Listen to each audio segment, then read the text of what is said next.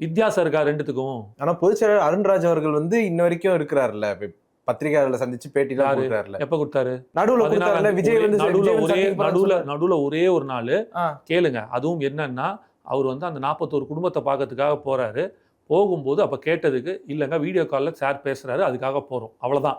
இதை பார்த்து எனக்கு என்ன தோணுச்சுன்னா, கடைசியில் இப்போ விஜய் நான் 2 நாள் கழிச்சு போறாரு அப்படின்னா, கரூர் குடும்பத்தை பார்க்க போகும்போது விஜயண்ணா அந்த குடும்பத்துக்கு ஆறுதல் சொல்ல போல, விஜயண்ணாக்கு நம்பிக்கையும் ஊக்கத்தையும் கொடுக்க போறாங்க அந்த குடும்பம் தான் நான் பார்க்குறேன்.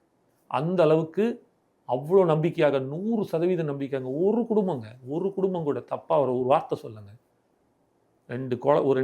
ஒரு குழந்தை, ஒரு பொண்ணையும் தன் பொண்டாட்டியும் வந்து இழந்த ஒரு மனுஷன், ஒரு வார்த்தை அந்த ஒரு குடும்பத்தில் 2 பேருக்கு உயிர், ஒரு உயிரில் 2 உயிர் போன குடும்பத்தில் கூட ஒரு வார்த்தை தவறாக பேசல.